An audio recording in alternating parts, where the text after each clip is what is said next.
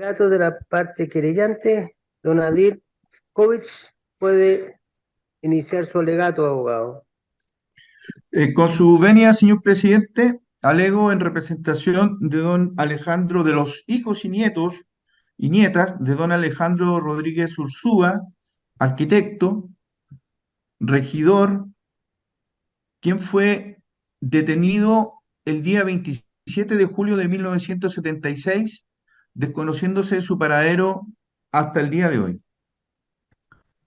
Quisiera, en primer lugar, hacer una pequeña síntesis, tanto de la sentencia de primera instancia como de la segunda, respecto a su parte dispositiva, digamos, para poder entregar una mirada al tribunal de cuál es la situación respecto a la cual estamos reclamando y los recursos que hemos interpuesto. Quisiera decir que respecto del caso de don Alejandro Rodríguez Ursúa, la sentencia de primera instancia condenó a cuatro agentes de la DIN: Pedro Espinosa, Ricardo Lorenz, eh, Carlos Tapia y Jorge Andrade. A cada uno de ellos los condenó a la pena de 20 años y un día. A su vez, condenó a seis agentes operativos de la DINA como cómplices, condenándolo a cada uno de ellos a la pena de 5 años y un día. En la parte civil, la sentencia condenó al fisco a pagar una indemnización a los hijos e hijas de don Alejandro Rodríguez Ursúa de 50 millones de pesos y una indemnización de 10 millones de pesos a cada una de sus nietas y nietos. La sentencia de segunda instancia, dictada por la octava sala de la Corte de Apelaciones de esa época, del año 2020, modificó drásticamente la sentencia de primera instancia y eso es lo que funda los recursos que hemos interpuesto tanto en materia civil como en materia penal. ¿Qué hizo la sentencia de segunda instancia? Muy brevemente. En primer lugar, su excelentísima señoría, la sentencia de segunda instancia absolvió a Pedro Espinosa Bravo, ¿cierto?, quien había sido condenado como autor del delito de secuestro de don Alejandro Rodríguez. En segundo lugar, absolvió a la totalidad de los cómplices que habían sido condenados por este secuestro. En tercer lugar, en el ámbito penal, rebajó las penas a las que habían sido condenados los, los autores, digamos, a los cuales no absolvió. En este caso, ¿cierto?, el señor eh, Lorenz y el señor Jorge Andrade, le redujo la pena de 20 años de presidio mayor a 3 años y un día de presidio menor en su grado máximo, con cumplimiento alternativo de la pena, mediante la modalidad de libertad vigilada intensiva. En el ámbito civil, rebajó la indemnización que el Tribunal de Primera Instancia le había dado a los hijos e hijas de 50 millones de pesos, la rebajó a 30 millones de pesos, y en materia de los nietos, sencillamente revocó dicha indemnización. Bueno, esta sentencia que modificó tan drásticamente la sentencia de primera instancia, cierto, ha sido el motivo por el cual hemos interpuesto los recursos respectivos. Esta parte interpuso cuatro recursos: dos recursos, un recurso de casación en la forma en materia penal, un recurso de casación en el fondo en materia penal, un recurso de casación en la forma en materia civil y un recurso de casación en el fondo también en materia civil.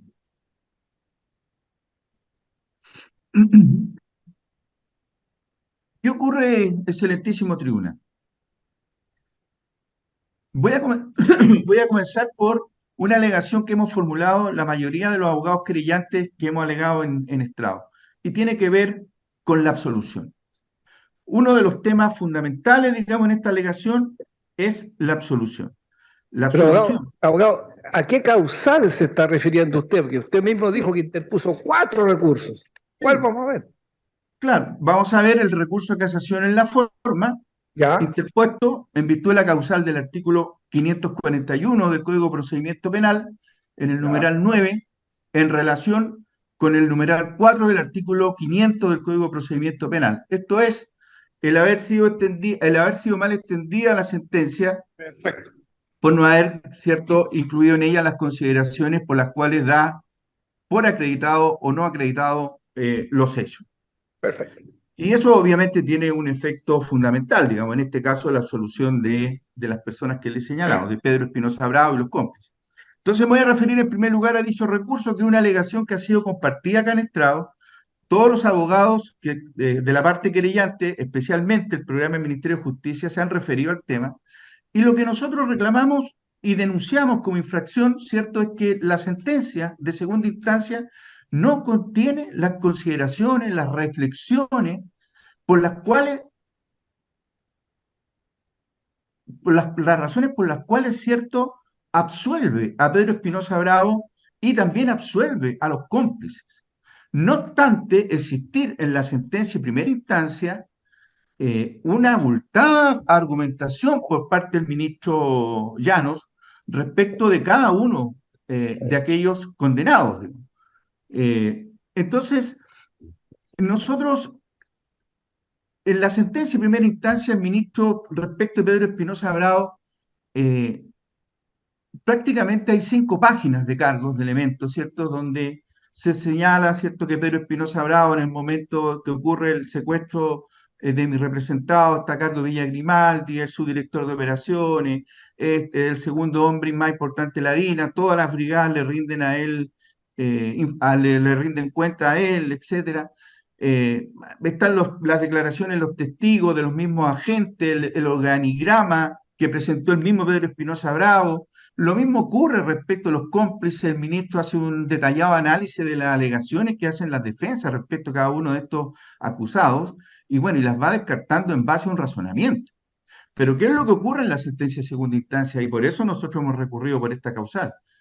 En la sentencia de segunda instancia, eh, la Corte, ¿cierto? La sala que conoce esta causa, respecto de don Pedro Espinosa, sencillamente se limita a señalar que no ve evidencias de que Pedro Espinosa haya dado alguna orden en relación con Alejandro Rodríguez, ¿cierto?, que llevara a la comisión de este delito. O sea, todos estos antecedentes, ¿cierto?, que sí le hacen convicción al ministro de primera instancia, a la sentencia de segunda instancia, sencillamente a los ministros que resuelven sobre esto no le hacen ninguna idea de participación de Pedro Espinosa Bravo.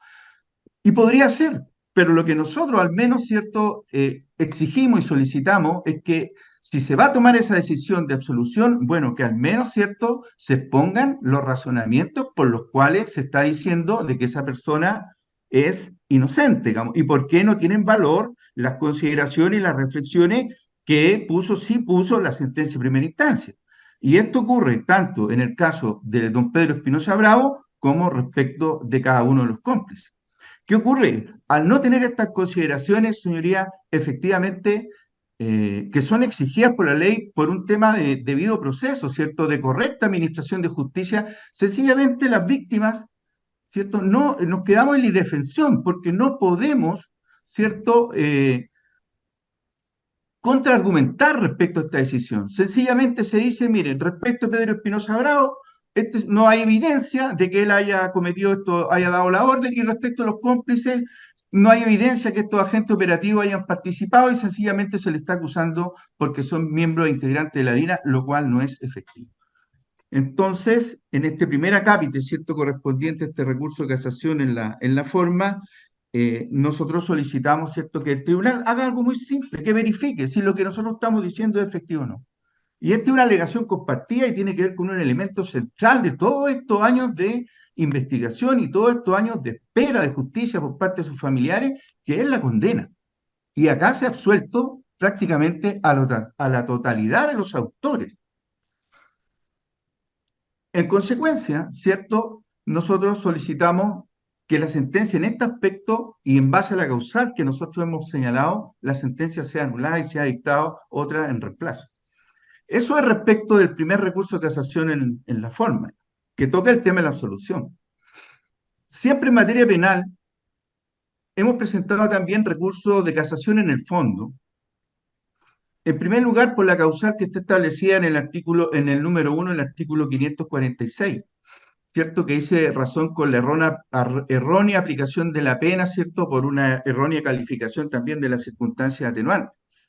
En este caso hemos interpuesto porque esta causal solicitando la nulidad, porque nos parece que hay una falsa aplicación del artículo 103 del Código Penal a esta materia.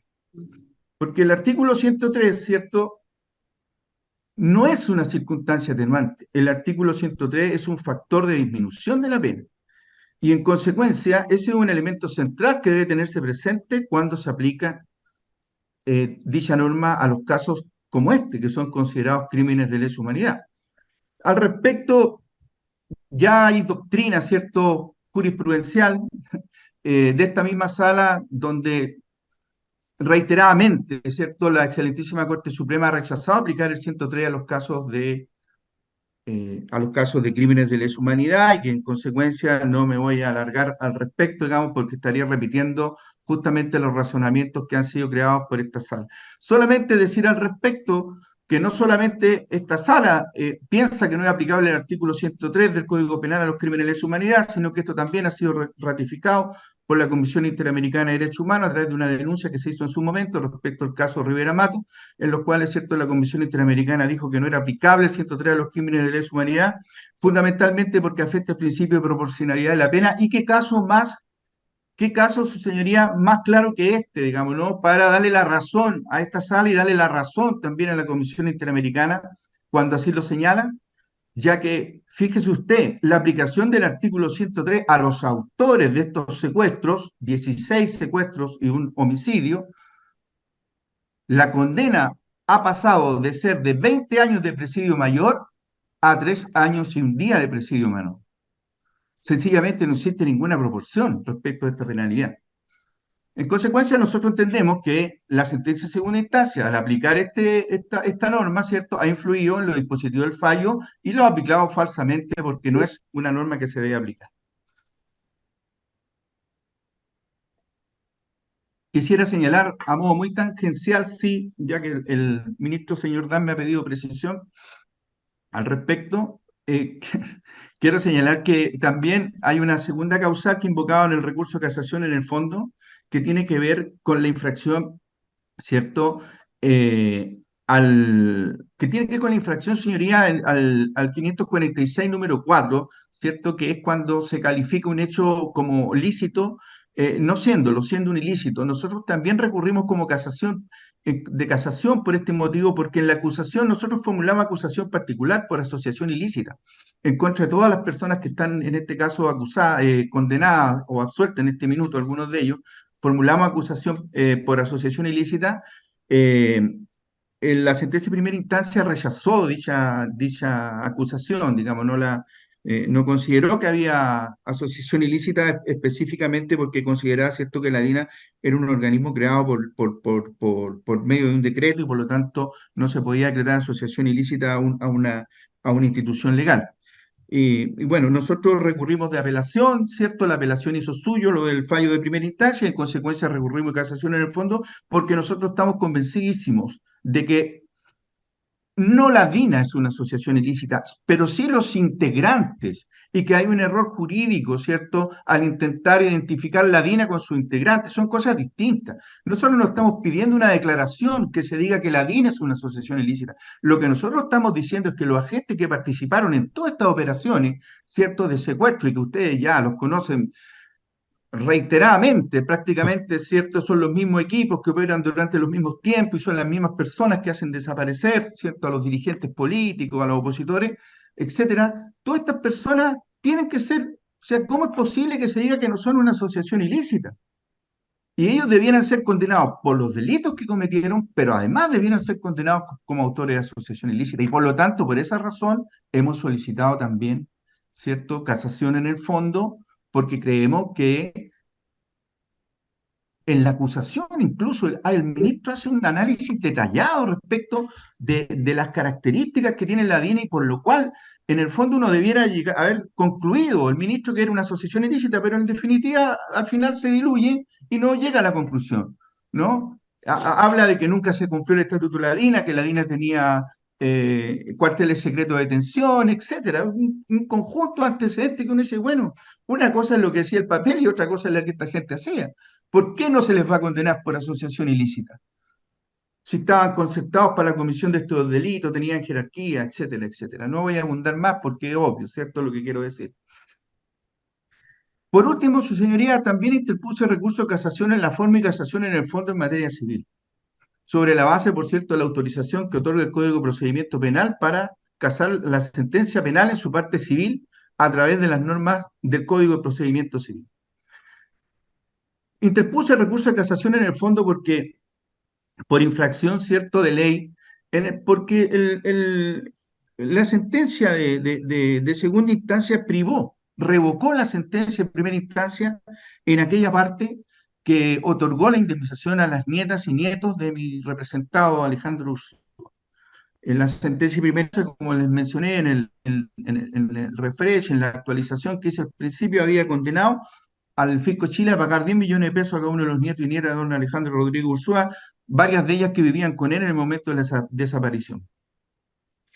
¿Y por qué consideramos que hay infracción de ley? Porque nosotros consideramos que se infringe el artículo 23.14 del Código Civil, el artículo 23.29 del Código Civil, consideramos que se infringen especialmente las normas respecto de reparación, ¿cierto?, que están contenidas en la Convención Americana de Derechos Humanos, porque no es aplicable en Chile la fundamentación que hace la sentencia. Tiene que ver con la preterición legal, digamos, ¿no? Y la verdad es que la preterición legal no es un requisito de admisibilidad para la responsabilidad extracontractual. O sea, estas personas no están demandando como herederos, que uno podría entender. Si demandan como herederos, bueno, hay preterición. ¿Por qué? Porque las leyes de la sucesión establecen preterición. Pero estas personas están demandando por el daño propio. Y en materia de responsabilidad contractual, lo fundamental es acreditar el daño. Y el daño de las nietas está acreditado, se acreditó en la etapa probatoria pertinente y eso no ha sido cuestionado. En consecuencia, está acreditado el daño.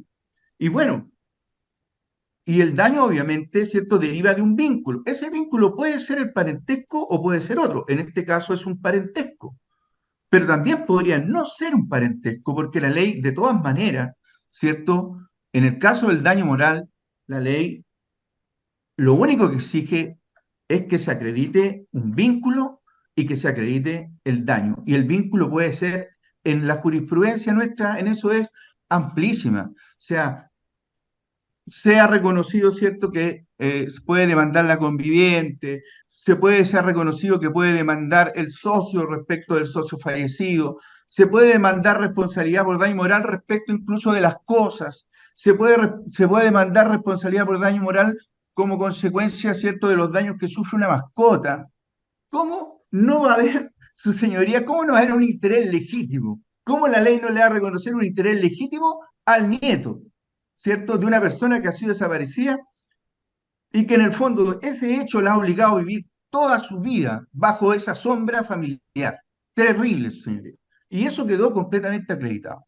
Entonces, esto, señoría, no lo he inventado yo. Además, esto está, hay una sentencia de acá de esta excelentísima Corte Suprema del año eh, 2014, que yo la cito, digamos, bueno, el rol es del 2014, la sentencia es posterior, que está citada, digamos, en la parte respectiva del alegato, donde se desarrolla todo esto, se desarrolla la doctrina, se desarrolla la jurisprudencia, y se llega a la conclusión de que es arbitrario, ¿cierto?, tomar una decisión judicial o impedir una indemnización por esto de la preterición legal cuando no hay norma legal en Chile que establezca eso. Eso ha sido, señoría, la alegación en cuanto al recurso de casación en el fondo, donde solicitamos obviamente que se revoque dicha decisión porque se están infringiendo las normas generales de indemnización en materia de indemnización, tanto a nivel nacional como a nivel internacional. Por último, el excelentísimo tribunal interpuso el recurso de casación en la forma porque la sentencia de segunda instancia,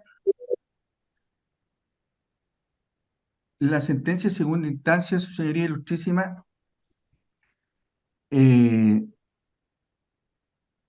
rebajó la indemnización que el tribunal de primera instancia le había fijado a mi representado.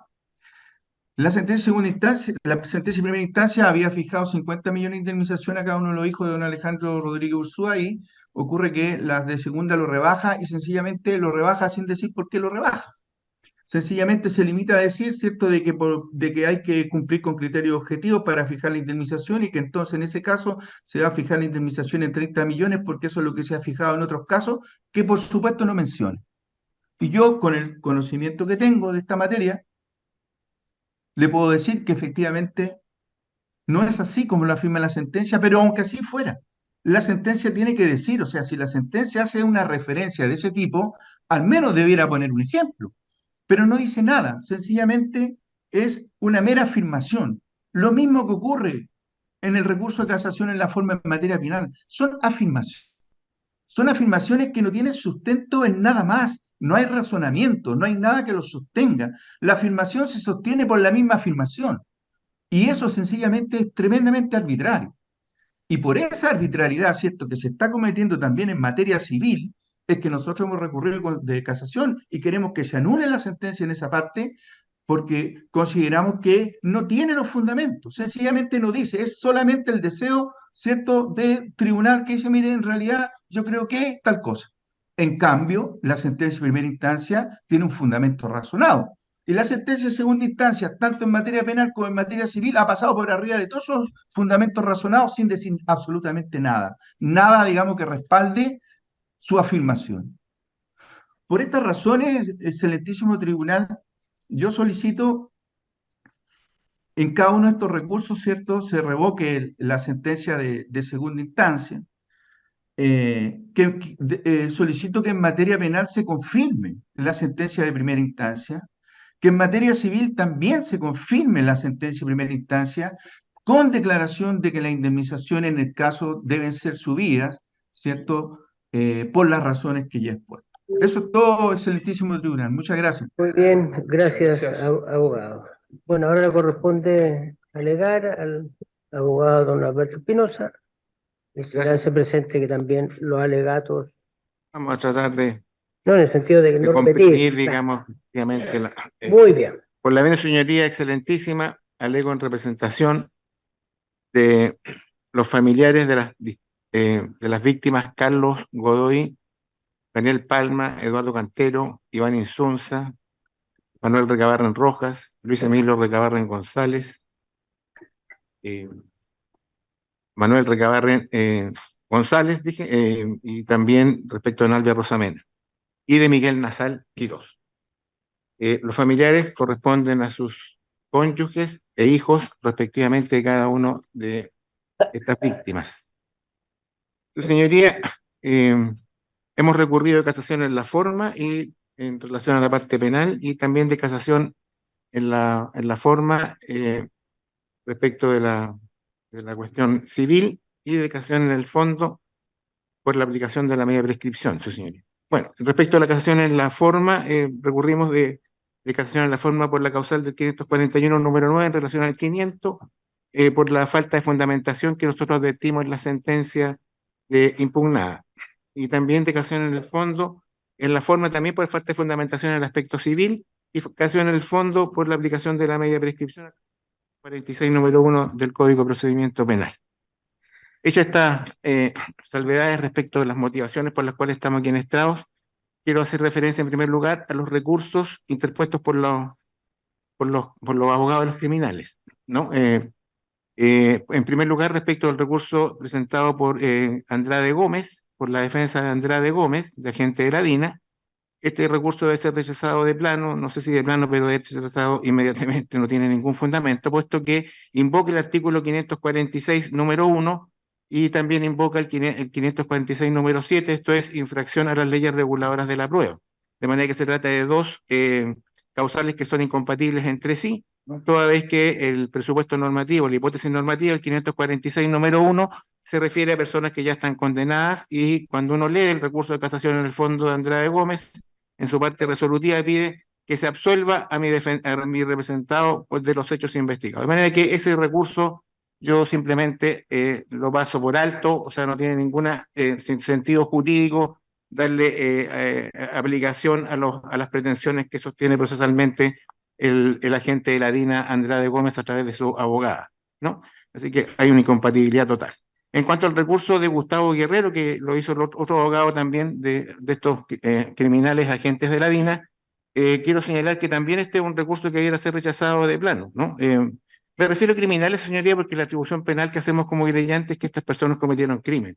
Efectivamente, aquí estamos, esta es la pretensión penal, esta es la atribución penal que sostenemos como querellantes. De manera que voy a referir en esos términos a estos sujetos agentes de la DINA. Su señoría, Gustavo Guerrero también recurre de casación en la forma, Gustavo Guerrero, y debe ser rechazado este recurso de casación en la forma porque hay una confusión de realmente, o confusión o ignorancia, diría yo, puesto que lo que pretende a través del recurso de casación en la forma es impugnar las reglas de la prueba, ¿no? Pareciera ser que eso es lo que se advierte de la exposición y los argumentos sostenidos, puesto que impugna la prueba testimonial y la prueba de presunciones.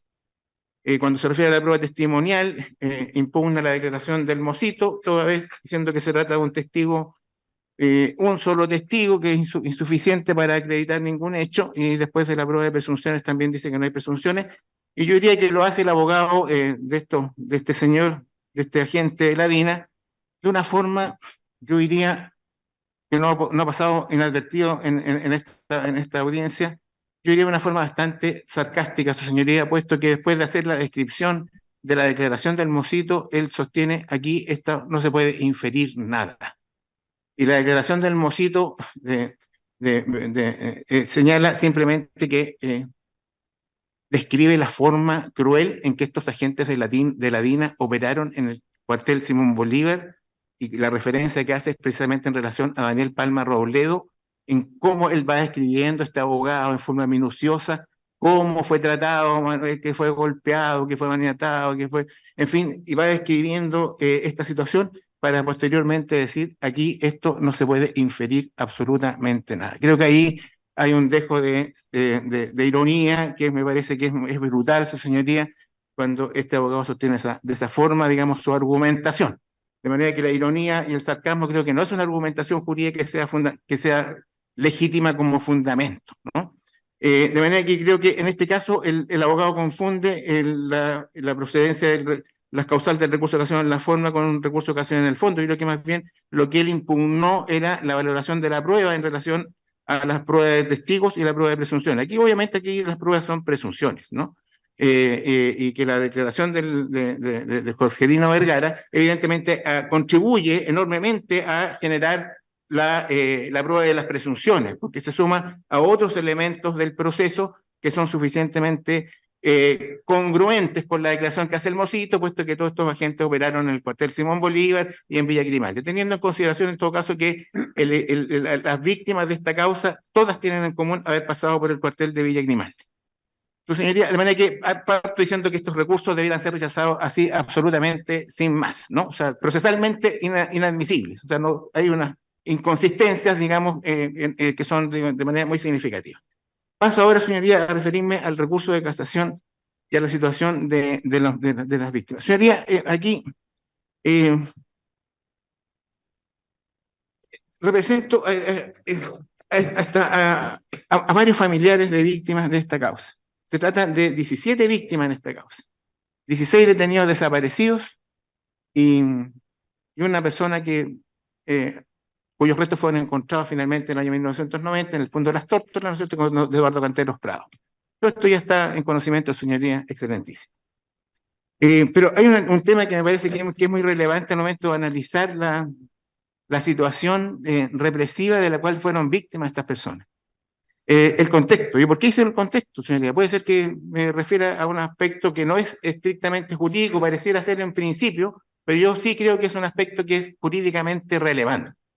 ¿Por qué es relevante, señoría? Porque estamos hablando de crímenes nunca antes vistos en la historia de nuestro país, salvo lo que pudiéramos llamar a lo mejor por políticas de exterminio, como fue la pacificación de la Araucanía en el siglo XIX.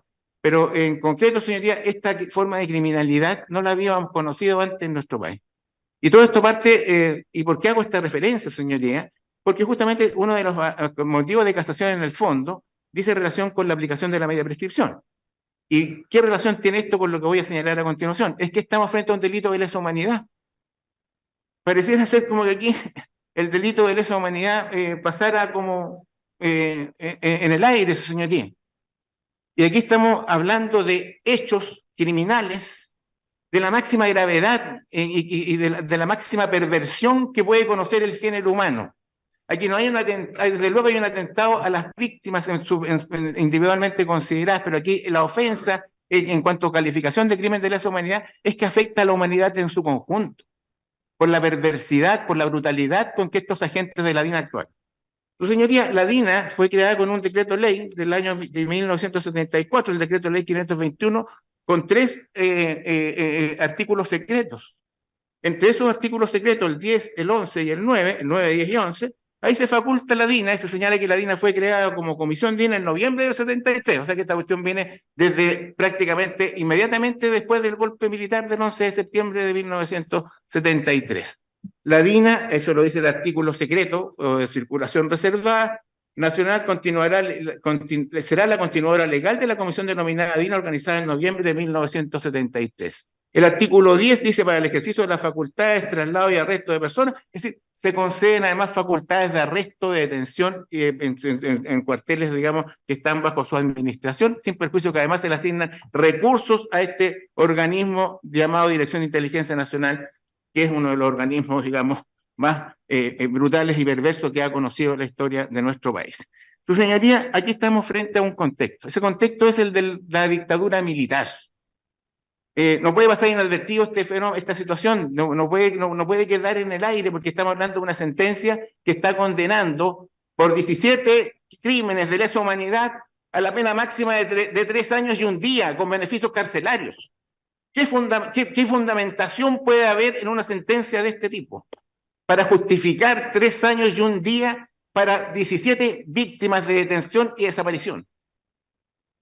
Bueno, el contexto es ese, señoría, de la dictadura militar, del golpe militar, y se genera una política represiva en contra de la población civil de manera masiva, sistemática, generalizada en contra de la población civil. No voy a ilustrar, señoría, en contra de las condiciones de las situaciones de contexto social, político. Se cerró el Congreso, se intervinieron las universidades, la actividad sindical quedó eliminada del país, el Poder Judicial se le mantuvo dentro de las circunstancias que lo permitieran, no obstante que el presidente de la Corte Suprema de la época, don Enrique Urrutia Manzano, haya sostenido su complacencia el mismo 11 de septiembre frente al golpe militar, una cosa que es una cuenta ahí de la jurisdicción, ¿no? En cuanto a que manifestó complacencia don Enrique Urrutia Manzano el 11 de septiembre, que después hizo suya esa complacencia, el Pleno de la Corte Suprema. Evidentemente ahora estamos en un escenario distinto, una excelentísima Corte Suprema, que hoy día, ¿no es cierto?, después de tantos años nos encontramos con que conoce estas causas, hace aplicación del derecho internacional de los derechos humanos, ministros que han hecho esfuerzos, pero denotados, señoría, en relación a poder aclarar y despejar estos presupuestos básicos de una investigación criminal, establecer la existencia del delito y la participación criminal de los agentes de la DINA. Hay que decir que, claro, han pasado 47 años, señoría. 47 años para llegar a esta instancia. Y encontrarnos con esta sentencia condenatoria de segunda instancia a una corte de apelaciones en Santiago, en donde se condena por estos crímenes a 3 años y un día con beneficio, en el caso del homicidio de don Eduardo Cantero, a 541 días. Si no estamos hablando de delitos de bagatela acá, como si fueran delitos de bagatela.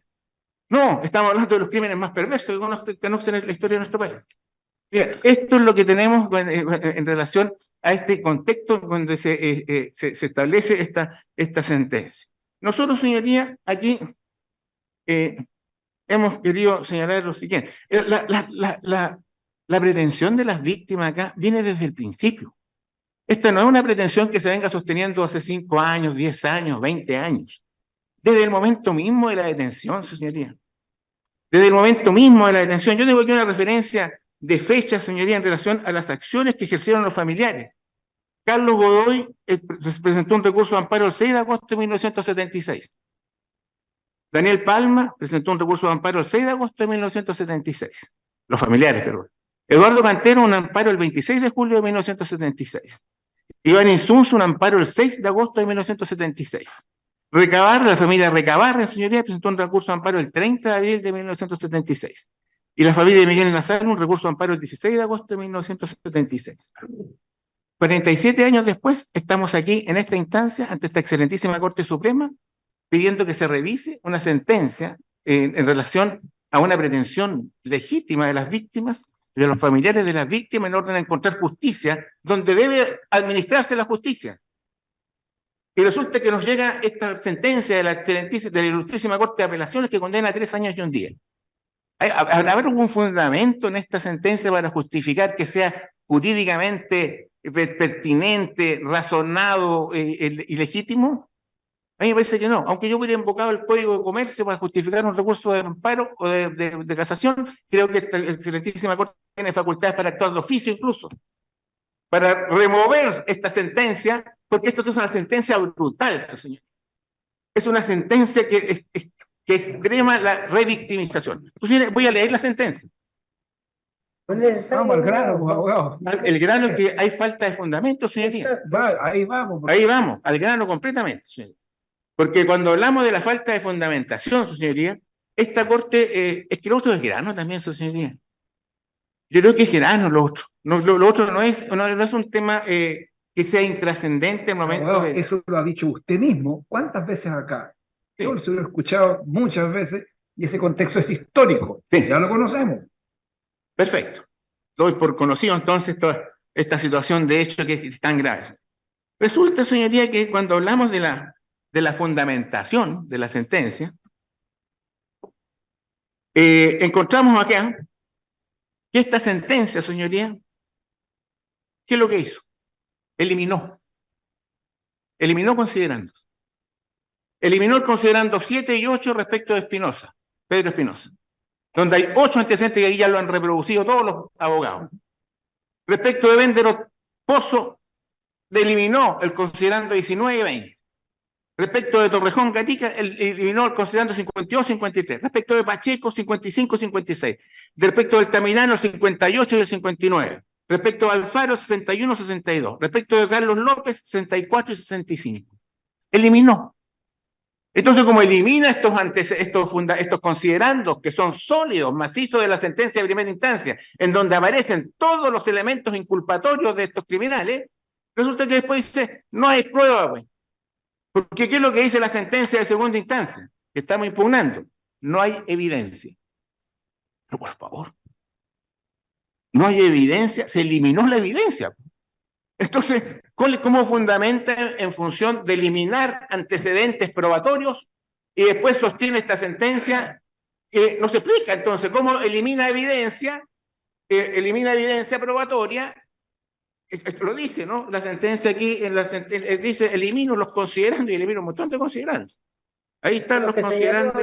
Fue lo que señaló usted. Los que señalé y otros más, Pero deja salvo otros antecedentes también probatorios que son contradictorios con esto que deja sin efecto, porque dice que los elimina, porque esos elementos también que están en otros considerandos, que también son probatorios, producen una incriminación cruzada entre estos sujetos, estos agentes de la DINA. Y cuando se habla acá de esta situación procesal de lo que ocurrió con los agentes de la DINA, aquí dice lo siguiente, señores. Dice, perdón, aquí tengo otro considerado. Que en cuanto a Pedro Espinosa Bravo, no hay evidencia que haya liderado ninguna brigada que operaba en Villa Grimaldi. Pero por cierto que se sacó la evidencia. ¿Cómo nos explicamos esto? No hay evidencia que haya liderado una, pues si se han enumerado, se han referido los colegas que me han precedido a todos los antecedentes incriminatorios que hay en contra de Pedro Espinosa por estos crímenes como jefe. Y resulta que aquí dice, no hay evidencia. Claro que no va a encontrar ninguna evidencia porque cuando analizó el fallo, eliminó todos los considerandos relativos a los antecedentes probatorios de Pedro Espinosa. No hay evidencia que haya implementado.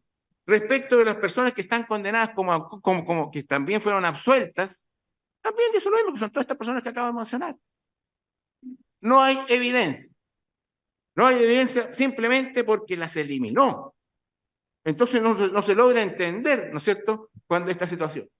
Y cuando habla su señoría respecto de la alevosía, pero también hay otro alcance en relación al crimen, al crimen, al asesinato dice, tampoco hay evidencia de la alevosía. No hay evidencia de la alevosía, ya que esta corte no ve, aquí se lo voy a leer, no ve esta corte evidencia que permita sostener que Espinosa y Wenderos actuaron con alevosía.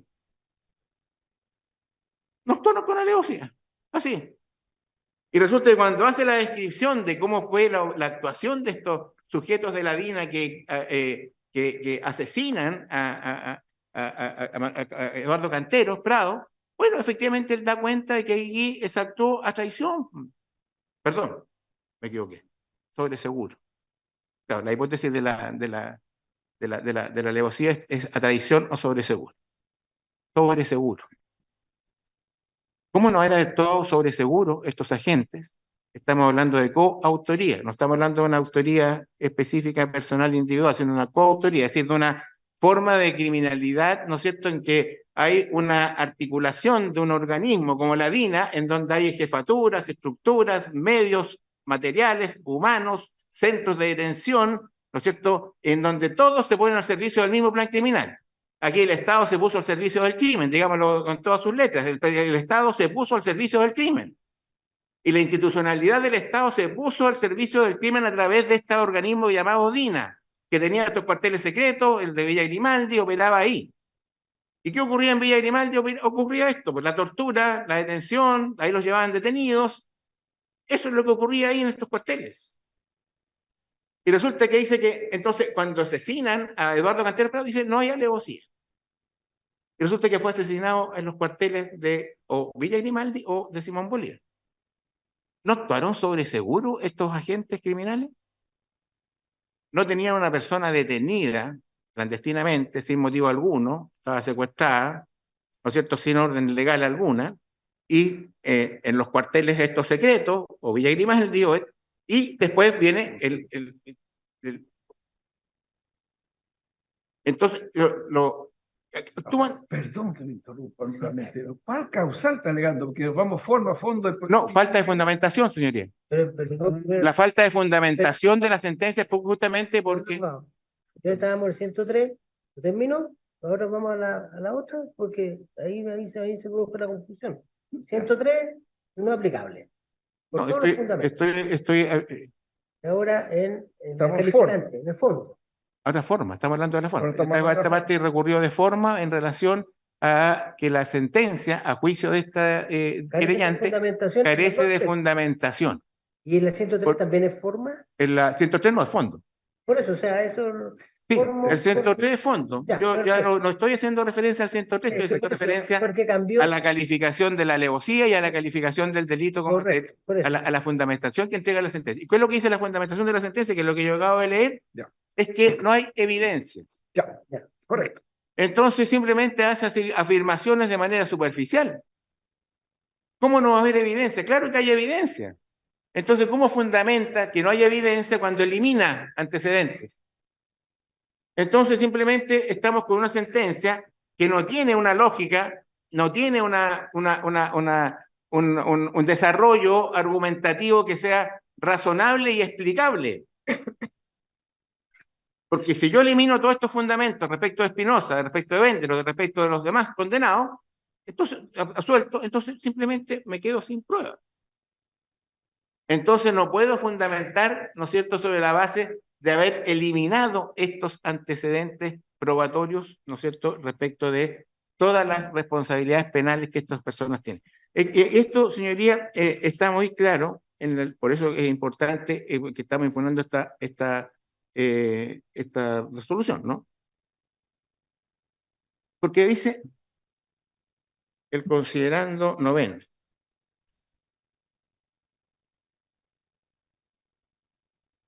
Es como extraño. Estas personas, los cómplices o encubridores, dice, fueron funcionarios de un aparato estatal de inteligencia, encargado de reprimir a los opositores al nuevo orden político, surgido a contar de los sucesos del 11 de septiembre del 73. Es decir, se trataba de una política de Estado en la que los referidos encausados, Viterlich, Caramillo, Pacheco, Fernández, Torrejón Gatica, Altamirano Sangüesa, López y Nostroza, Alfaro Mondaca, no tuvieron responsabilidad alguna. Simplemente se les destinó como miembros de las Fuerzas Armadas o de orden a la DINA y cumplieron allí diversas tareas que van desde detener personas, hacer guardias en el interior o en el exterior de los recintos de detención u otras tareas menores. Y eso les lleva a concluir de que estas personas no tienen responsabilidad. Yo no sé si esto, hay un artículo del profesor Mañalich que habla de esto, y dice, y es bastante fuerte, dice que esto es, hay también aquí una ironía, algo de sarcasmo en esta argumentación. O sea, está haciendo la descripción de lo que hacía la DINA y estos agentes en particular que practicaban detenciones y que van a custodiar, a hacer guardias en el interior o en el exterior de los recintos de detención y que fueron destinados a este organismo de la DINA para decir posteriormente que no tienen responsabilidad en estos hechos.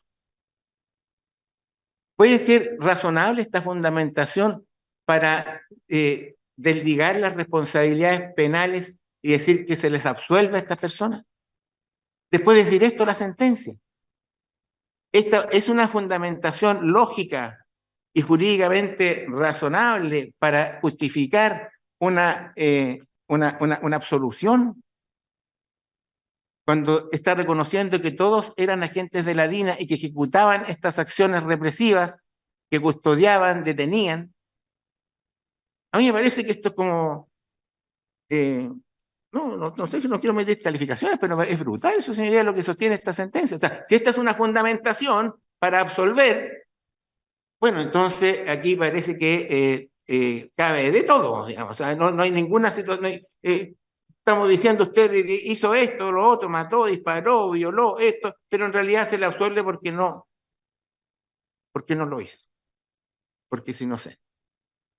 Eso es lo que está diciendo esta sentencia, señoría. Para después sostener, luego de eliminar los fundamentos, no hay evidencia. Dice pues, se ha acusado a los referidos encausados como autores del secuestro calificado y del homicidio calificado de determinadas y precisas personas, ocurridas todos en también determinadas circunstancias y en el transcurso del año 76. Y sobre eso, nada arroja el proceso que no sea que estas personas pertenecieron a la DINA. ¿Cómo nada arroja el proceso? O sea, aquí hemos escuchado a los colegas. Está la sentencia de primera instancia. ¿Cómo que no hay nada? Esto es extraño. O sea, la sentencia dice, no hay nada, no hay nada. No logro entender que bajo esta premisa argumentativa diga que absuelve a estas personas. No hay nada. Entonces, esto es lo que tenemos en esta sentencia de segunda instancia, que es la que estamos impugnando, ¿no? Estamos frente a una situación que realmente es asombrosa desde el punto de vista procesal penal, de cómo esta articula, ¿no es cierto?, una argumentación un poquito torcida para decir finalmente no hay evidencias y finalmente termina absolviendo a estos sujetos de las atribuciones penales que se le ha hecho. Eran agentes de la DINA, operaron. Está repitiendo. Sí, pero perfecto. Es que hay que remarcar a veces estas cosas. Sí, lo he remarcado.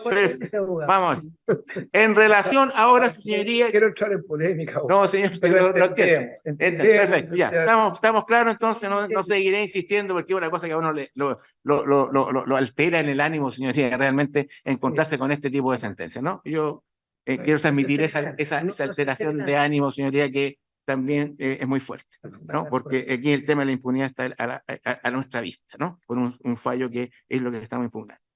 Bueno, por eso termino con esta parte del recurso de casación en la forma en relación a esa parte, a la parte penal, su señoría, por la falta de fundamento, creo que no hay fundamento. Es una sentencia que no podemos encontrar un fundamento que sea jurídicamente razonable. En cuanto a la casación en la forma, en la materia civil, su señoría, creo que también aquí hay, ¿no? Dice la sentencia en la materia civil que hace referencia a otras sentencias y no indica cuáles. Y también hace una afirmación, voy a rebajar y rebaja. Hay una fundamentación en la sentencia de primera instancia que es bastante fuerte, es bastante evidente para establecer el daño moral que han sufrido estos familiares de la víctima. Respecto de todos, señoría, de todos los familiares a los que yo represento, se rindió prueba testimonial más de otra prueba documental. Respecto de todos, a lo menos 4 testigos concurren a la causa respecto de todos. En otros casos son 6 testigos, en otros casos son 5 testigos. Pero al menos 4 testigos, no los voy a citar porque están en el expediente.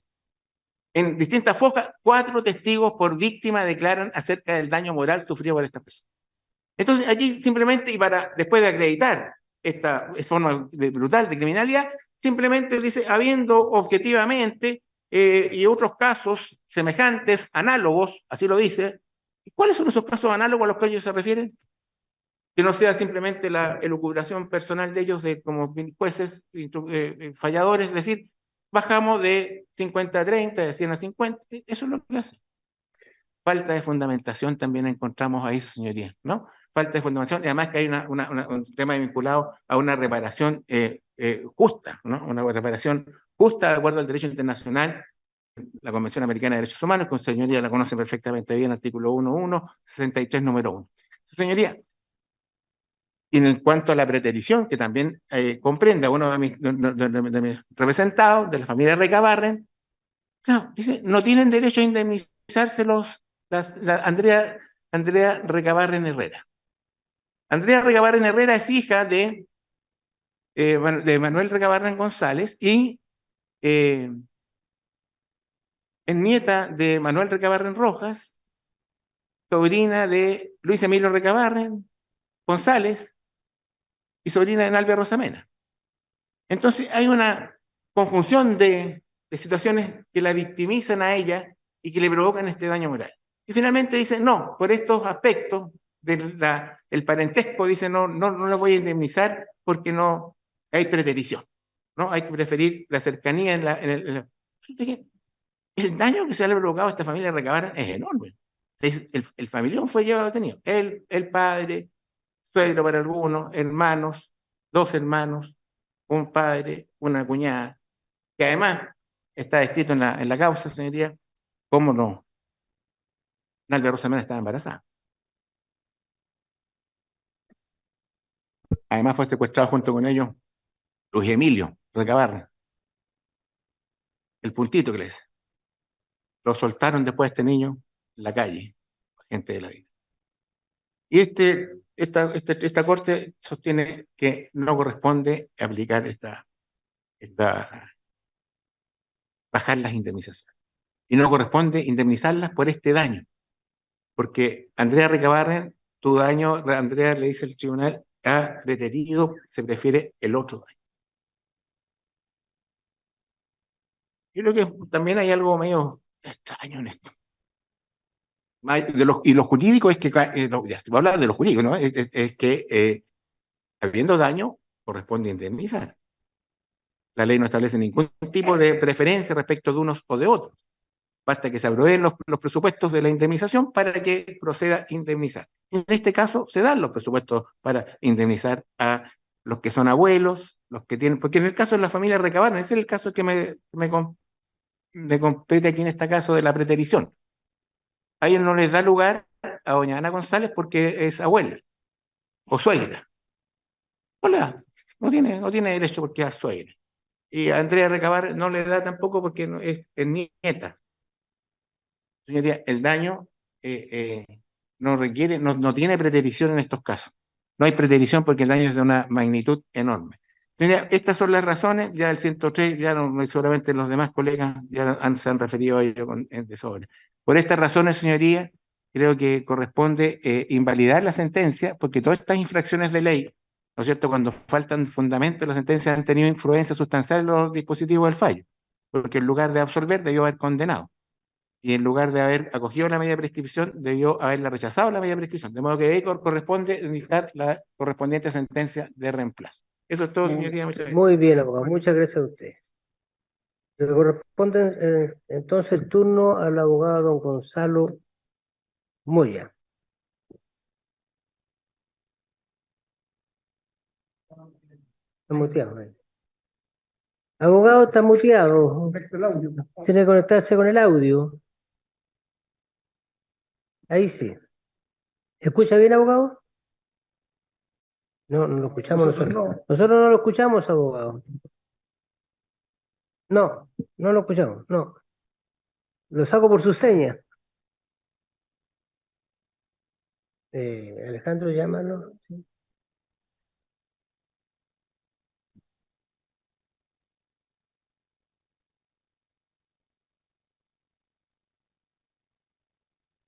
Sigamos, abogado, Queda postergado. abogado, queda postergado para después de la abogada, que sí la vamos a escuchar aquí atentamente. Insístele por teléfono que va a ser. Abogada, tiene la palabra. Gracias, voy a poner el tiempo. Muchas gracias, señor presidente. Con vuestra venia vengo a alegar en representación de 18 víctimas, familiares directos, querellantes y demandantes en el presente caso. Son familiares directos y sanguíneos de Mario Juica Vega, quien permanece desaparecido desde el 9 de agosto de 1976. Los familiares de Julio Vega Vega, quien permanece desaparecido desde el 16 de agosto de 1976.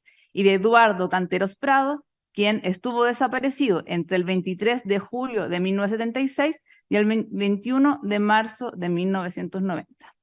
Señoría, no quiero dejar de mencionar en el caso de Eduardo Canteros, un hecho que tal vez no se ha mencionado y que en pocos países he visto una situación como esta, que una víctima que estuvo desaparecido se establezca una fecha de muerte previa a su desaparición. Esto deja en evidencia muchas de las falencias de nuestro sistema, en particular respecto de lo que significa la desaparición forzada de personas. Se trata de 3 víctimas que fueron secuestradas, torturadas y hechas desaparecer. Se tratan de 3 víctimas que eran líderes sociales, personas defensoras de los derechos de sus pueblos y militantes del Partido Comunista. Víctimas de lo que conocemos como una selectividad victimizante.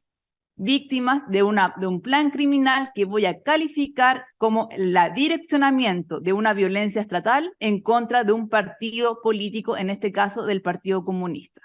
Haciendo énfasis en que la desaparición de personas es un problema actual y no pasado y que no puede ser analizado de manera fragmentada. Voy a referirme en general a cuáles son las razones por las cuales creo que deben anularse el fallo, para referirme en cómo se encuadran en las 3 formas de casación que he presentado, y analizaré de todas ellas de manera breve y claramente compatibilizando los alegatos que me han precedido.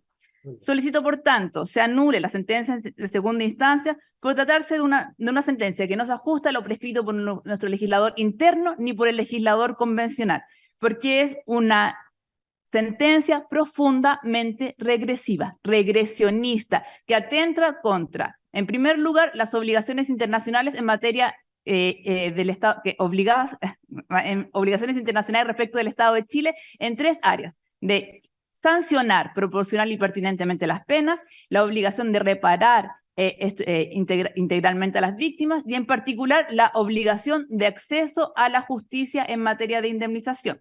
Además, se trata de un fallo que atenta contra el valor público de la justicia, pues tergiversa los argumentos y las pruebas levantadas por el ministro de primera instancia, cambiando justamente, como señalaba el abogado del programa de Derechos Humanos, el centro de imputación del ministro instructor. En tercer lugar, se trata de un fallo que tergiversa osadamente elementos fundamentales del derecho y de la dogmática procesal penal, tal como lo señala el profesor Mañalich en un paper que voy a dejar también a título ilustrador. Además, se trata de una sentencia que trata de disminuir los hechos del caso y sus dimensiones, y que, por ejemplo, hace desaparecer, es una sentencia que hace desaparecer lo que significa el delito de lesa humanidad. El ministro instructor había establecido claramente que se trata de un delito de lesa humanidad, y es impresionante cómo una sentencia puede hacer desaparecer refiriéndose a este tipo de casos, este tipo de delitos, y nunca utilizando justamente esa terminología. Se trata, por tanto, de una sentencia negacionista. Utilizando las palabras del profesor Zaffaroni, me refiero a negacionismo en tres aspectos. Niega la responsabilidad del mando, en segundo lugar, utiliza una técnica de neutralización, y en tercer lugar, hace desaparecer la lesión. Por lo tanto, se trata además de una sentencia que generó una serie de impactos en las víctimas que yo represento. Estos aspectos generales los encuadro en 3 formas de casación que hemos presentado. Casación en la forma penal, que tiene que ver justamente con la causal 9 del artículo 541 en relación con el 4 y 5 del artículo 500, es decir, no contiene los considerandos que se tienen que dar por no probados los hechos que llevaron a la absolución, en particular de Espinosa y Benderot. En la casación del fondo en materia penal, justamente relacionada con el 103, y en casación en el fondo civil, en relación a la causal 9 del artículo 541, en relación al requisito cuarto del artículo 770 del Código de Enjuiciamiento Civil. Justamente porque no se establecen los fundamentos que llevaron a disminuir los fondos, a disminuir las reparaciones, las indemnizaciones, y también porque además, justamente como hemos señalado, invisibiliza la lesión de ciertos familiares, como por ejemplo los nietos. Pasando a la casación en la forma penal. La desestimación de la intervención de los responsables en este caso y los 2 autores que ya he mencionado en esta, que tienen además el rol de mando. La sentencia, tal como señaló mi predecesor, es inteligible en la medida que elimina ciertos considerandos, mantiene otros, y en particular esta parte fundamenta estos aspectos de ininteligible en el hecho que, si bien borra los aspectos de mando de los 2 agentes absueltos, mantiene los mismos respecto de López, quien, como murió el ministro, la sala de la Corte de Apelaciones no eliminó esos considerandos relacionados con el mando. Aquí un aspecto importante de esta sentencia. Esta sentencia desconoce el marco probatorio. Excelentísima Corte, ¿por qué es tan relevante en estas materias el contexto? ¿Por qué aquí hay unos elementos que son importantes que levanta el ministro instructor y que desarma y destruye la Corte de Apelaciones? Estos aspectos son antecedentes precisos de las circunstancias, tiene que ver además con situación de centros y recintos de exterminio y de detención y desaparición, tiene que ver con supervigilancia.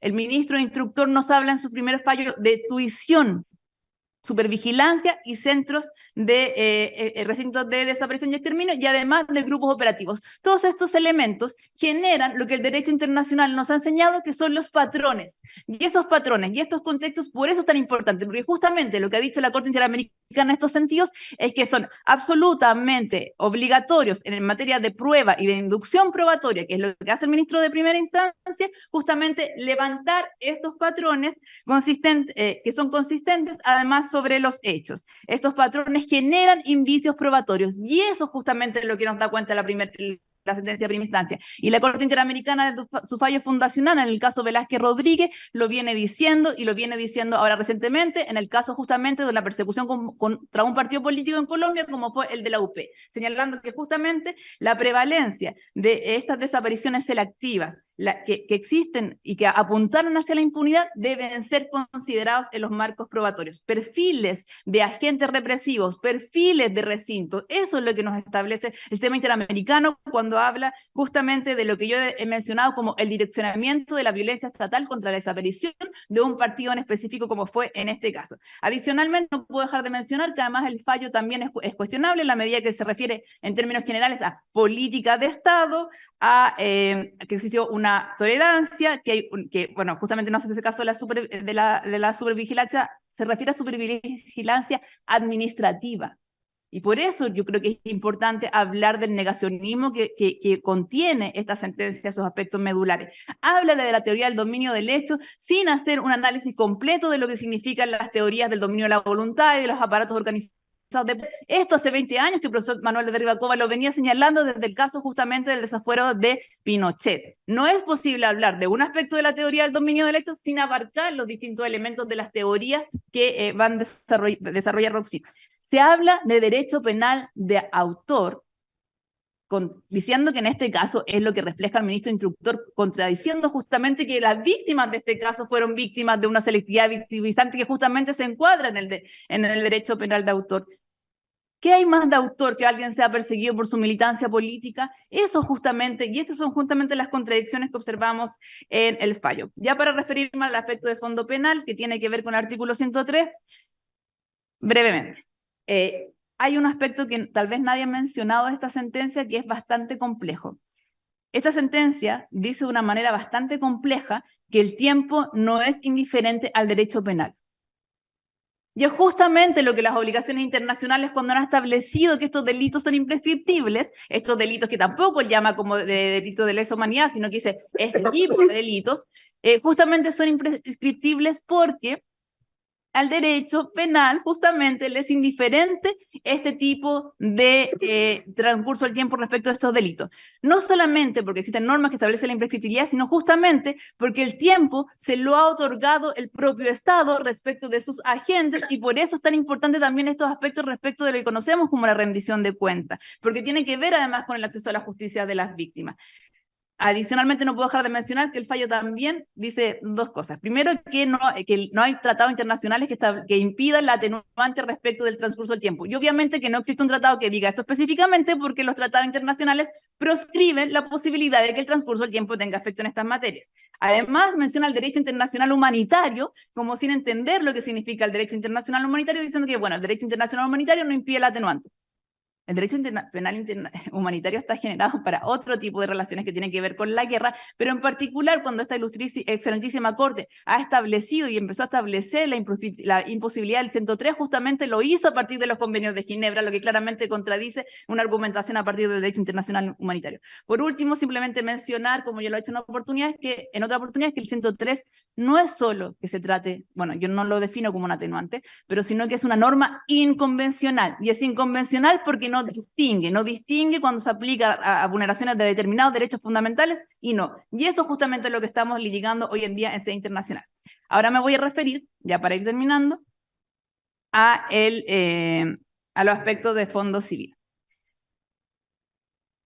Porque cuando uno se sienta en un estrado de esta magnitud a representar a familiares que por última vez en su vida van a tener la posibilidad de estar frente a un estrado haciendo valer lo que justamente tiene que ver con las audiencias, el restablecimiento de los derechos, justamente el reagenciamiento de los derechos, equiparar las relaciones de poder. Eso es lo que es una audiencia de esta magnitud. Y por eso es tan importante que yo recuerde en este estrado, en materia civil, que justamente aquí se disminuyeron los montos sin argumentación alguna de por qué, un aspecto que esta Corte en reiteradas ocasiones ha dicho que significa un razonamiento arbitrario y que por lo tanto, además, desde mi perspectiva, vulnera el artículo 8 y 25 de la Convención Americana en la medida que no nos entrega un fallo razonado, pero además, justamente en este caso se elimina, hay una negación de la lesión respecto de ciertos familiares. No puedo dejar de mencionar que me presento en estrados, pero también los familiares que me acompañan hoy, a 46 años de los hechos, a 6 años de la sentencia de primera instancia y a 3 años de la sentencia de segunda instancia, que fue pronunciada justamente en Semana Santa, en un contexto donde justamente fue fuertemente criticada por las agrupaciones de familiares de detenidos desaparecidos y de ejecutados políticos. Esta sentencia, cuando razona diciendo que hay ciertos familiares que no pueden acceder a indemnización, justamente lo que hace es vulnerar el acceso a la justicia que requiere la indemnización, y en eso la Corte Interamericana fue bastante clara en el caso Órdenes Guerra, que aquí lo que hablamos cuando hablamos de indemnizaciones es justamente del acceso a la justicia que tienen los familiares para la ponderación prudencial de su indemnización en atención al daño y la envergadura de la participación de agentes estatales en los delitos que sufrieron. Acá, un punto también importante es justamente lo que ya he mencionado de cómo se niega. Pero acá hay algo bien vulnerador también de la sentencia. La sentencia banaliza el sufrimiento de ciertos familiares diciendo, bueno, magistrada, dice la sentencia, que esto es como imputarnos a que cuando muera un actor o un deportista importante en el país, existe un distinto número de personas que pueden sentir sufrimiento. Eso dice una sentencia de la Corte de Apelaciones de Santiago respecto de la desaparición forzada y ejecución de personas. Esos son aspectos que no se pueden tolerar justamente porque significaría retroceder en materia de justicia transicional.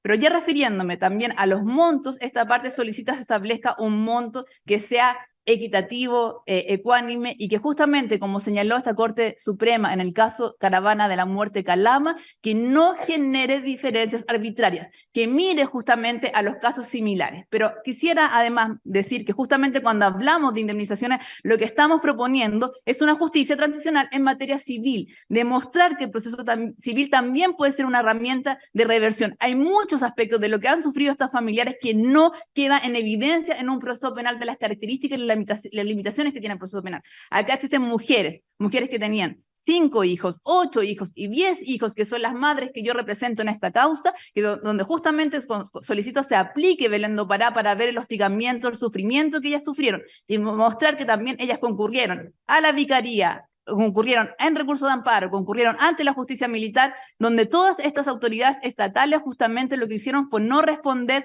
a los requerimientos. Y acá quiero citar el viernes pasado el caso Villalobos versus Fisco, donde justamente esa sentencia de la Corte de Apelaciones considera como un elemento de la reparación el hecho de que son distintos los actores estatales que participaron de una desaparición, una ejecución. Por eso yo digo que la desaparición es un fenómeno actual, porque necesitamos observar los distintos aspectos del encubrimiento que llevan a que estas víctimas permanezcan desaparecidas. Y en este caso quisiera citar el caso Flores Pedregal, donde justamente se dice que nosotros también tenemos que reparar la figura del desaparecido, otorgarle a su familia, pensando en la desaparición de esta persona, en lo que estas personas sufrieron, en la invisibilización que han tenido, pero también en la impunidad.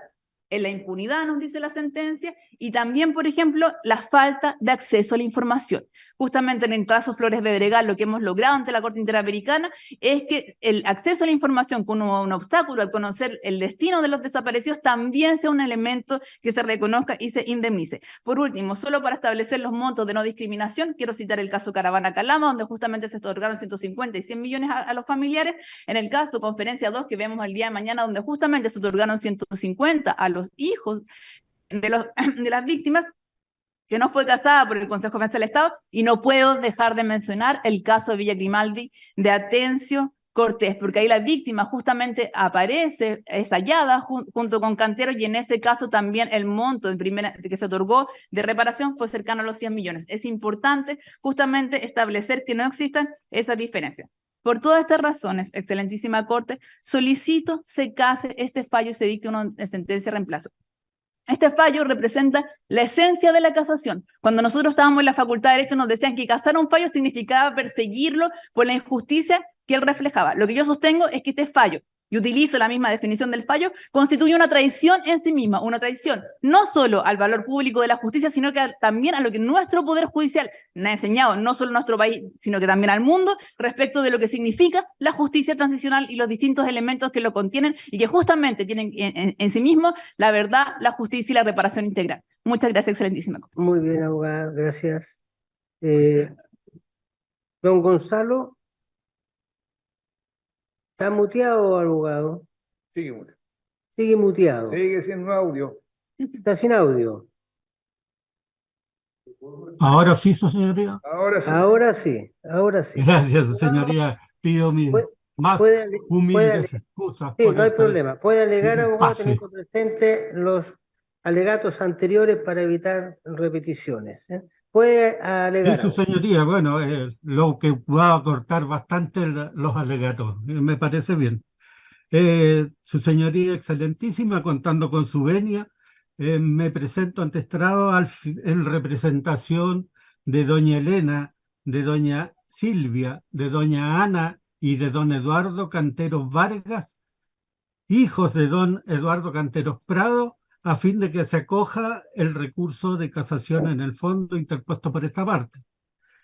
El fundamento es el número 2 del artículo 546 del Código de Procedimiento Penal, el que establece que se autoriza el recurso de casación en el fondo, solo podrá concluir, segundo, en que la sentencia, haciendo una calificación equivocada del delito, aplique una pena en conformidad a esta calificación.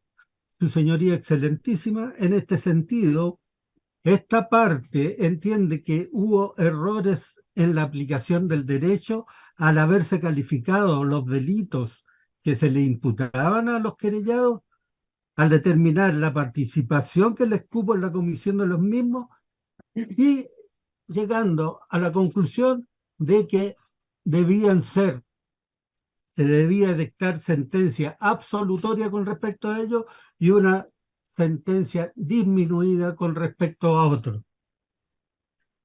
¿En qué hecho y circunstancias consigna la sentencia? Bueno, considerando cuarto, el tribunal recurrido estima que que el homicidio de don Eduardo Canteros Prado fue indebidamente señalado como delito calificado por el Tribunal Acuo, lo que debía ser modificado por cuanto, en el parecer del Tribunal Recurrido, no existió la alevosía, ya que no fue cometido ni a traición, ni tampoco obrando sobre seguro. En el considerando octavo, su señoría excelentísima, el Tribunal Recurrido justifica el homicidio cometido a don Eduardo Canteros Prado, en el sentido de que ellos no actuaron sobre seguro, elaborando una teoría bastante novedosa. Ellos señala el fallo que ellos no buscaron personalmente la situación de seguridad armada, por el hecho que ellos eran miembros del ejército. Por lo tanto, por esa circunstancia, no puede establecerse que hayan actuado sobre seguro, ya que sencillamente eran parte de un cuerpo armado por condiciones preexistentes, según dice este mismo considerando, y establece que, más aún, la culpa en definitiva es de la víctima, porque la víctima, por sus circunstancias políticas, ya se encontraba en una situación de riesgo preexistente. Por lo tanto, ¿por qué culpan a los militares de haber actuado, de haberlo tomado preso, de haberlo torturado y haberlo asesinado y después haberlo enterrado ilegalmente? En el considerando décimo, su señoría excelentísima establece que todos los participantes tienen la calidad de cómplices. Siguiendo la idea anterior, no le cabe responsabilidad alguna en la muerte de don Eduardo Cantero. En el considerando 11, refuerza esta idea señalando que los hechores, por ser miembros de la Fuerza Armada, y lo dice explícitamente, ninguna responsabilidad tienen en los delitos objetos de la causa. Por lo cual, en el considerando 13º, señala que en definitiva, en consecuencia, debe dictarse sentencia absolutoria con respecto a 6 de ellos. Lo bueno es que en el considerando número 14 reconoce la existencia de los delitos. Sin embargo, en el 15º señala de que no se cumplen los requisitos establecidos en el artículo 15 del Código Penal, por lo cual no puede señalarse que por el hecho de que los autores pertenecían a la DINA, podría señalarse que tienen responsabilidad de los hechos. El considerando 16 señala la conducta de Pedro Espinosa Bravo y de Rolf Bender Pozo, señalando su actuación como directores de la DINA. Señalando además que por el hecho solo,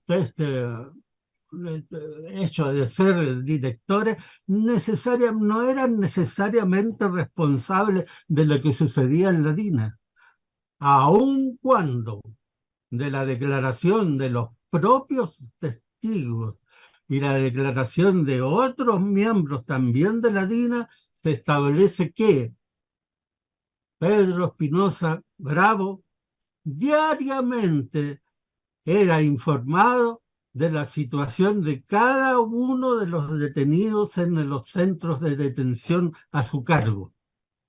Por lo cual, su señoría, obviamente se cumplen el requisito establecido en el artículo 15, número 3, el que señala que los que, concertados para su ejecución, faciliten los medios con que se lleve a efecto el hecho o lo presencien sin tomar parte inmediata en él.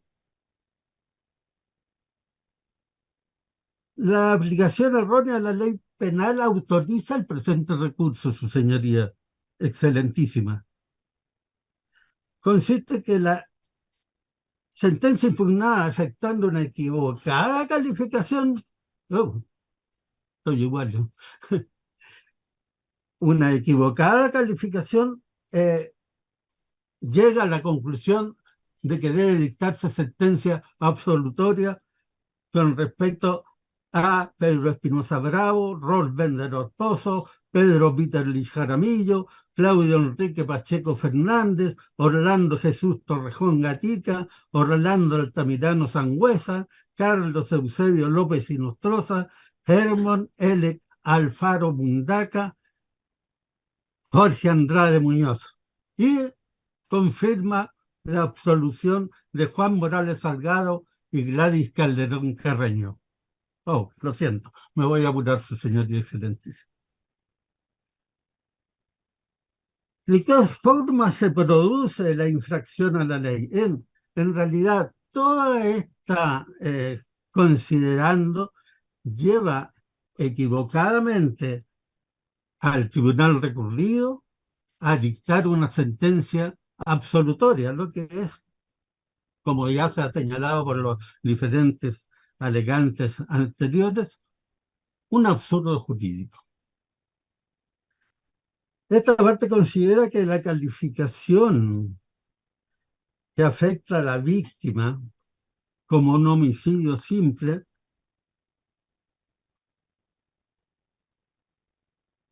se contrapone a todo lo que se señaló en el mismo considerando 14º,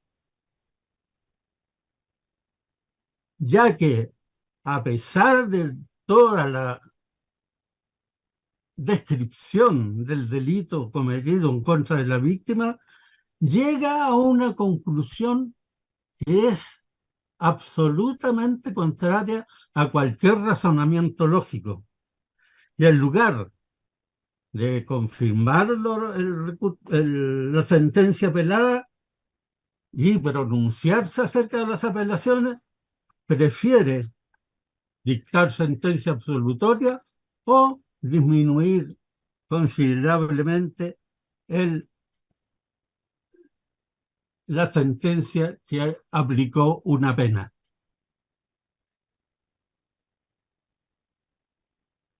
Su señoría, como ya lo he señalado y a lo mejor me pongo reiterativo, existe alevosía, su señoría excelentísima, porque se dan 3 parámetros. En primer lugar, la víctima se encontraba privada de su libertad en poder de sus captores. En segundo término, fue inhumado ilegalmente, descubriéndose sus restos por un azar, su señoría, ya que el terreno donde fueron inhumados pertenecía al ejército al momento de la comisión de los hechos. Posteriormente, el mismo ejército procedió a vender estos terrenos. Y el comprador, al efectuar trabajos, descubrió los restos de don Eduardo Canteros y de don Vicente Atencio Cortés y otros restos que no queda claro aún a quién pertenece. Me refiero a la forma en que este fallo influyó sustancialmente en los dispositivos del fallo dictado, es que al calificarse los hechos constitutivos del delito como una conducta lícita, en lugar de juzgarlo como constitutivo de crimen de homicidio calificado y secuestro calificado, se alteró de manera significativa la pena que necesariamente debía imponerse a los acusados. llegando al extremo, como se ha señalado, de dictar una sentencia absolutoria en favor de los imputados, con excepción de el señor Jorge Andrade Gómez, al cual se le rebajó la pena y se permitió que tuviera libertad.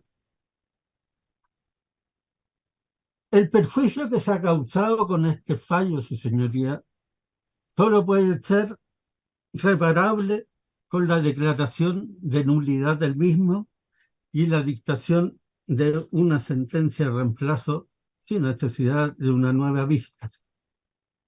Como peticiones concretas, señoría excelentísima, solicito que, reitero, se anule la sentencia impugnada y se dicte una de reemplazo sin necesidad de una nueva vista y se condene a los imputados Pedro Espinosa Bravo, Rolf Bender, bueno, no los voy a repetir porque me refería a ellos recién, a la pena de presidio perpetuo y, en definitiva, que se condene a doña Gladys Calderón Carreño a la pena de 15 años en su calidad de cómplice, ya que de los antecedentes que existen en autos está clara la terrible participación que le cupo en su calidad de enfermera en los hechos investigados, ya que ella tenía a cargo liquidar, dar el tiro de gracia, digámoslo así, mediante la inyección de cianuro a los diferentes víctimas que ya habían pasado por la tortura y ya estaban en pésimas condiciones. Bien, abogado. Muchas gracias. Muchas gracias, abogado. Por último, Gracias. le corresponde Su alegar a señoría excelentísima, ¿me permite una pequeña cosa? Resulta de que en el certificado de defunción de don Eduardo Cantero se establece como fecha de defunción el día 23 de julio de 1975, en circunstancia que él fue detenido el 23 de julio de 1976, por bien, lo abogado. Bien aclarado el hecho. Está muy bien que haya hecho esa aclaración de hecho. Bien, le corresponde el turno entonces a la abogada doña Catalina Navarrete. Bueno, con la venia de su señoría excelentísima, concurro alegando en representación de don Pedro Espinosa Bravo, solicitando el rechazo de los recursos de casación deducidos, por cuanto solicitan que se condene a mi representado, ya que a su juicio la Corte transgrede una serie de normas legales, según pasaré a exponer. Y alego en contra de todos estos recursos porque a juicio de esta defensa, el fallo de segunda instancia, dictado por la Ilustrísima Corte de Santiago, se encuentra absolutamente ajustado a derecho, toda vez que las normas mencionadas anteriormente se encuentran correctamente aplicadas en virtud de nuestro ordenamiento jurídico. Bueno, respecto a mi representado, don Pedro Espinosa Bravo, no existe evidencia de que haya liderado ninguna brigada que operara en Villa Grimaldi, menos la agrupación Delfín durante el año 1976, que es lo que importa para estos efectos. Fue director de Villa Grimaldi desde noviembre de 1974 y hasta mediados de febrero de 1975, desempeñándose en 1976 en el cuartel general de la DINA. El hecho de que las brigadas hayan dependido administrativamente del director de operaciones, que era precisamente Pedro Espinosa Bravo, no importa necesariamente que éste haya desplegado una conducta de aquellas señaladas en el artículo 15 del Código Penal, según lo consignado precedentemente. En definitiva, el alto cargo de Espinosa en la DINA no lo vincula ni lo puede vincular con los hechos exactos que en esta causa se conocen, que corresponden al secuestro y posterior desaparición de 16 personas y secuestro y homicidio de una víctima número 17. Hechos todos ocurridos en 1976 y llevados a cabo por la agrupación Delfín. Cabe consignar que a foja 21.851 declaró el ex integrante de la DINA y funcionario del ejército, don Patricio Ignacio Zambelli Rastelli, quien manifiesta que en Villa Grimaldi los jefes de brigada o de grupo eran Lawrence y Barriga, grupos que combatían al Partido Comunista, señalando que su calificador era Carlos López Tapia, actualmente fallecido, sin mencionar en ningún momento a Espinosa Bravo como algún miembro de las brigadas o grupos, ni tampoco como el que ordenaba las detenciones de personas ligadas al Partido Comunista, al menos en 1976. De hecho, ninguno de los elementos de juicio del eliminado considerando séptimo vinculan alguna de las formas del artículo 15 del Código Penal a Espinosa Bravo con los delitos por los cuales fue acusado. Y solo se le condena entonces por el alto cargo que tuvo en la oportunidad en la referida agencia de inteligencia, lo que en derecho penal liberal no es posible, como ya tantas veces se ha dicho. Y bueno, para finalizar, se debe recordar que el derecho penal castiga a los que ejecutan alguna de las conductas que el ordenamiento jurídico ha tipificado, sin que el pertenecer a la DINA sea por sí mismo un delito. La responsabilidad penal es personal y no puede ser presumida por el mero hecho de haber integrado las filas del ejército en la época en que ocurrieron los hechos y por haber formado parte de la DINA.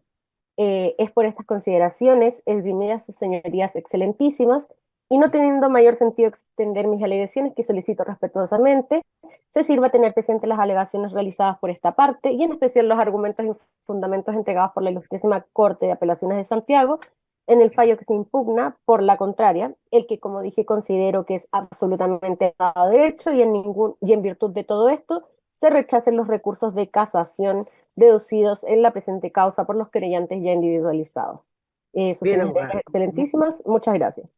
Muchas gracias a usted, abogada. Bueno, con ello se pone términos a los alegatos y también a la audiencia. Así que Muchísimas muy gracias. buenas tardes y gracias. Gracias. Señor relatora, le dejo el Gracias.